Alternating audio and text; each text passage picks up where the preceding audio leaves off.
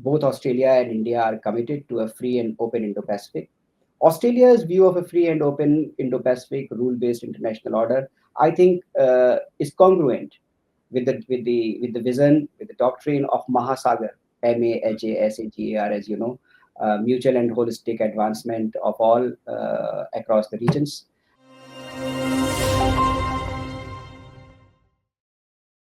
You're on the gist on Strat News Global. I'm Surya Gangadharan.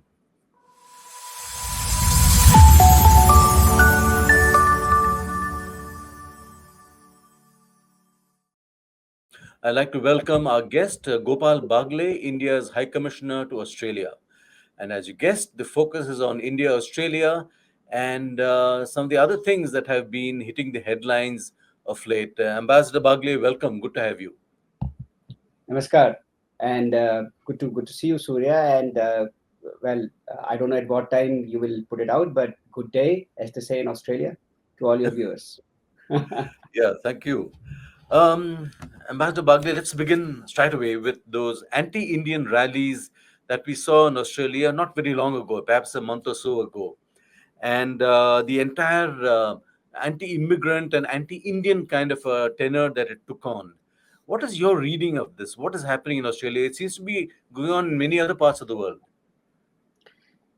Let me give you a few pointers before I come straight away to the question of the rallies, which was, I think, on 31st of August this year.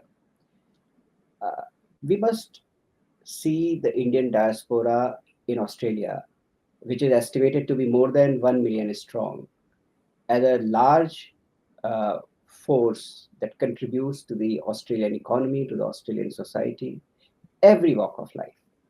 And their contribution has been acknowledged and appreciated by politicians, senior leadership of the country across the political spectrum. Now, and they of course also remain connected with India. They carry the culture, they carry the values. The state leadership, the federal leadership, they celebrate the festivals like Deepavali and Holi together with the diaspora. I attend many of those festivals every year. Lots of them are lined up, and in fact, one of them is right after this interview. In state capitals, our consulates, our consul generals represent me. They attend those functions with the chief ministers, governors. So, in a sense, what you see here is all-round appreciation of the contribution of the Indian diaspora to all walks of life. Now, what happened on 31st August were essentially rallies, as you said rightly, against migration. Uh, they were not specifically anti any country. They were not Okay. specifically anti India. What happened is that, in chronological terms, after the rallies on 31st August, of course, there was a huge debate, and there was the rallies themselves were denounced by the political leadership of this country, by senior politicians from opposition as well.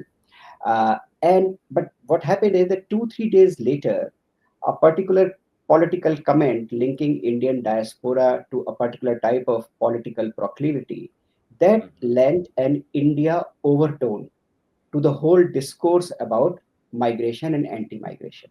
And thereon, after that, it appeared as if the whole thing is against India. It was actually not. Now, as you would have seen, the statements by the Prime Minister, by the Foreign Minister, by the leader of opposition, and they have recently attended community events like the Deepavali organized in Sydney. And in fact, when the Defense Minister was on a visit, all of these, the Foreign Minister, the Defense Minister, the Prime Minister, Anthony Albanese, they all mentioned to the Defense Minister, Rajnath Singh ji, how deeply they appreciate Indian diaspora's contribution. So I would say that there is, I think we need to understand the perspective over here. And uh, having said that, there are of course certain issues sometimes here and there, as many Australian politicians themselves have said that a vast majority of Australians welcome migrants because Australia is built like that. It has come up like that in the last several decades. And but when we in the High Commission or in the consulates, when something is brought to our notice, then we of course contact the local authorities. In this case, just before the rallies, there were some concerns that the Indian diaspora had shared with us. we shared with the Australian government. They promptly responded, acknowledging those concerns and assuring us that the safety and security of the Indian origin Australians or Indian nationals over here is taken very seriously. And I don't think during those rallies there was any noticeable violence which affected Indians. There are sometimes certain incidents which happen locally. Sometimes they appear to have taken place at certain premises like restaurants or temple boundaries, some graffiti. Sometimes some other things can happen. So we immediately take these things with the local authorities, and we also remain in very close touch with our community organizations, with community leaders, and through them work with. Basically, our job here is to look after the welfare of the Indian origin people, of our citizens who are in Australia. So I think overall, I would say that the sentiment, if you speak of the majority of the Australians, it is not anti-Indian. And you would have seen, in fact, their assistant minister, as we speak, Yeah. Miss Ellie, she was in India, and she wrote I think, an opinion piece for one of our leading English daily in India. Yeah. And when speaking of the Indian Australians, she concludes the article saying that you are welcome with open arms. I cannot add anything to that. Mhm. But tell me, Gopal, are Indians a very high profile community? Do they tend to concentrate in certain areas? Is that why is there an undercurrent of resentment against them? I think, Surya, that the undercurrent of resentment is a construct. Okay. I have interacted now. I've been here for almost 2 years, 1 year and 10 months. I have traveled through the length and breadth of this vast continent of a country. And I must say that while, as you mentioned, there are certain concentrations, for example, Western Sydney, Parramatta, where the Prime Minister, Honorable Modi ji, had visited in 2023, and a Little Mhm. India Foundation stone was laid there, and an arc is being built. So those type of areas do have concentration of Indians, of people of Indian origin, just as certain other areas have concentration of Chinese origin people or other Okay. nationalities like Greek or Italians or Lebanese, so many other nationalities. uh, I think so. There are leaders, there are politicians who come from those areas. In fact, their energy minister, Mr. Chris Bowen, who again was in India very recently, and in fact, I will be traveling to Sydney to attend a Diwali function hosted by him tomorrow. So Mhm. these politicians are very well connected. They look after the interests of their constituents, like politicians would, like people's representatives in democracies would. In fact, there was one incident some time ago when in Parramatta, which is in Western Sydney, some miscreants painted a graffiti on the wall of a temple. And Mm. even before the community could swing into action, it was the local MP, Dr. Andrew Charlton, who came out and started painting the wall back to its normal all by himself. So I would Mhm. say that the contribution of the Indians, as I said, is valued across the spectrum. There are in pockets in certain areas, like in Sydney, in Brisbane, in Perth, in Melbourne. But I would also tell you that I have come across Indians in absolute remote parts of Australia. For Mhm. example, in central Australia, in Uluru, in Alice Spring, which is vertically midway between Adelaide, which is south, and Darwin in the north. Yeah. You would be surprised to know that Indians in those places form the backbone of the education, health, and hospitality industry. Mhm. So, what is your advice to the diaspora there? I think as I said, we have very strong outreach. We remain connected with the Indian community organizations through their leadership. The Raksha Mantri ji was here. He addressed the Indian community, and by the way, Indian Armed Forces veterans in a function organized by the High Commission and the consulate in Sydney just the Mhm. last week.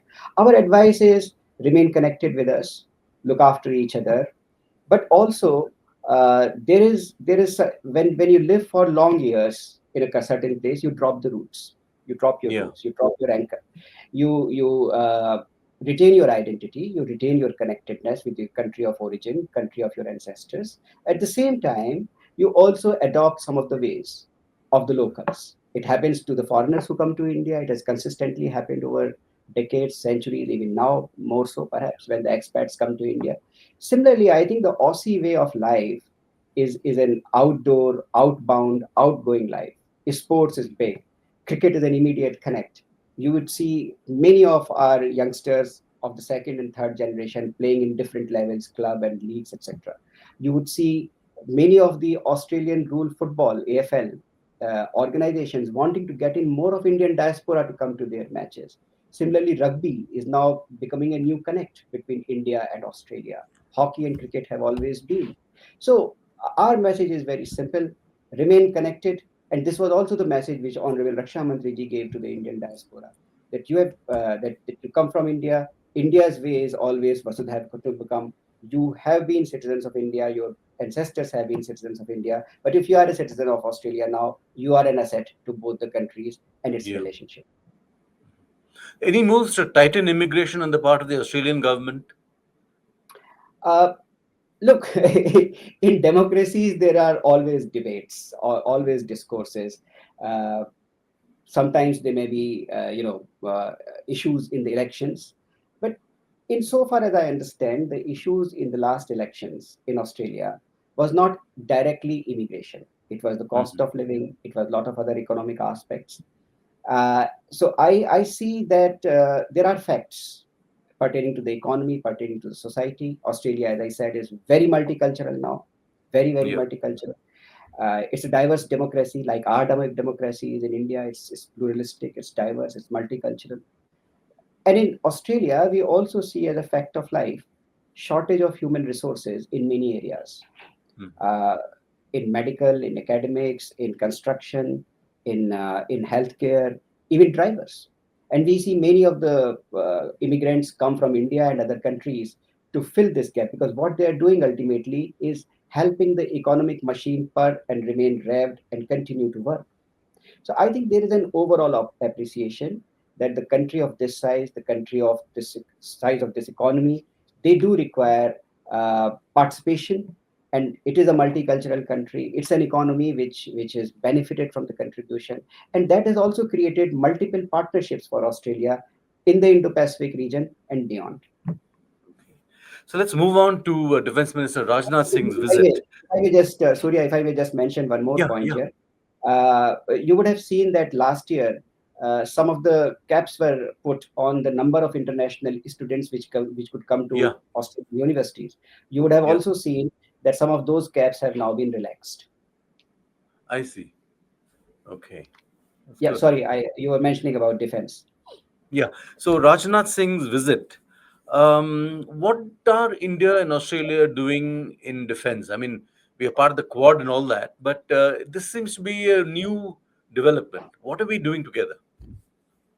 The brief answer to your question, what are we doing together, is that we are enhancing through collaboration and cooperation each other's security, and also regional peace, security, and stability. Now, I can expand on that if you permit. See, Australia and India have a comprehensive strategic partnership for the last 5 years. Yeah. And I would say that defense cooperation is the central pillar of that comprehensive strategic partnership. Why? There was a time when our relationships were, built around cricket, Commonwealth, culture, curry, and all these things. But now we have gone much beyond that. There is another C, which is convergence. Mhm. Convergence of our shared values, convergence of our strategic objectives, the way we look at the world as two diverse democracies which believe in a rule based international order, which believe in free and open Indo Pacific, which believe in the freedom of choice for all countries to take their own decisions.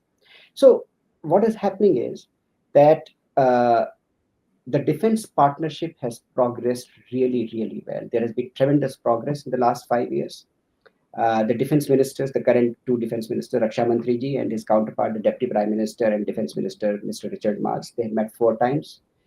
And in this meeting, I think what they did is that they reviewed the tremendous progress that has been made in defense cooperation, but they also put forward the ambition to take it further in the long term with a strategic view, where, as I said, we are enhancing not only each other's security, but also contributing to the strategic security and peace. There are different mechanisms. There are, of course, service level talks. Now we are also initiating the joint staff level talks. There Hmm. are multiple exercises, bilateral and multilateral.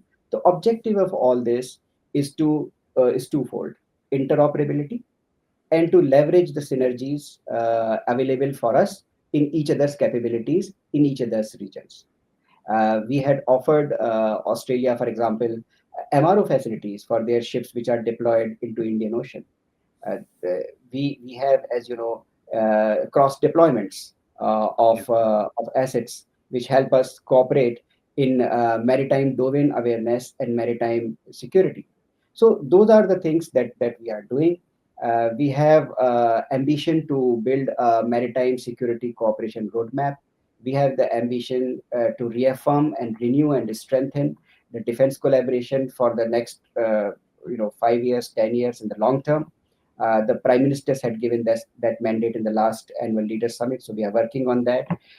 In this visit, I think they have signed an MOU on rescue of submarines, search and rescue of submarines, the implementation agreement for air-to-air refueling. In fact, Honorable Raksha Mantri ji was the first defense minister of any country to witness mid-air refueling from a military aircraft in which he was flying of an F-35 of the Royal Australian Air Force. We have participated in each other's big exercises.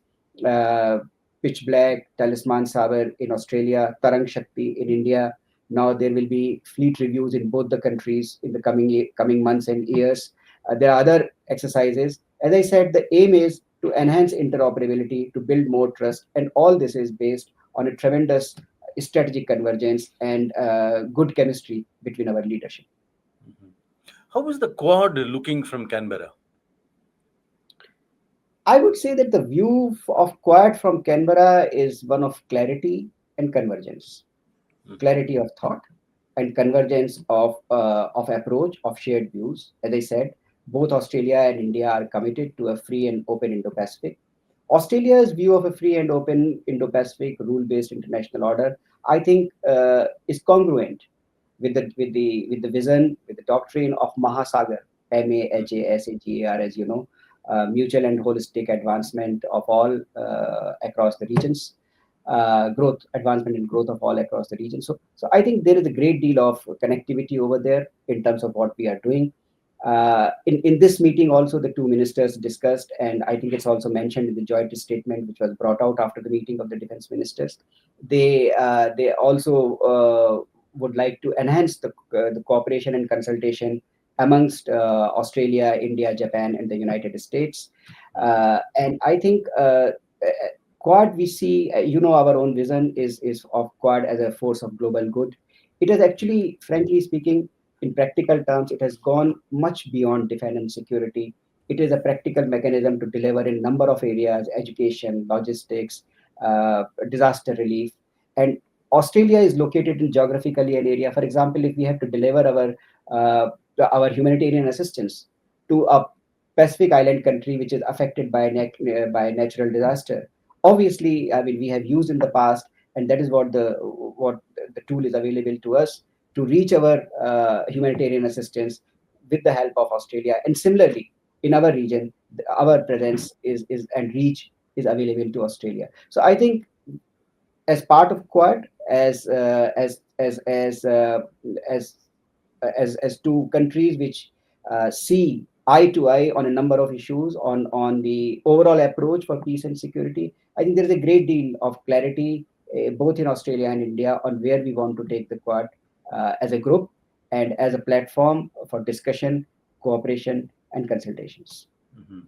Are there any doubts about the US commitment to the Indo Pacific, to the Quad? Is it moving away, looking elsewhere?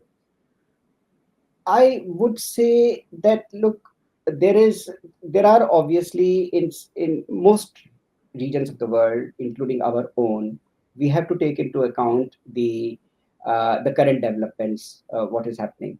But I would Yeah. just tell you one of the recent news polls, and in these countries, in Australia and other countries that you are very familiar with, these news polls which come out are a good measure of the pulse of the people and what the people and the strategic community, the leadership perhaps are also thinking.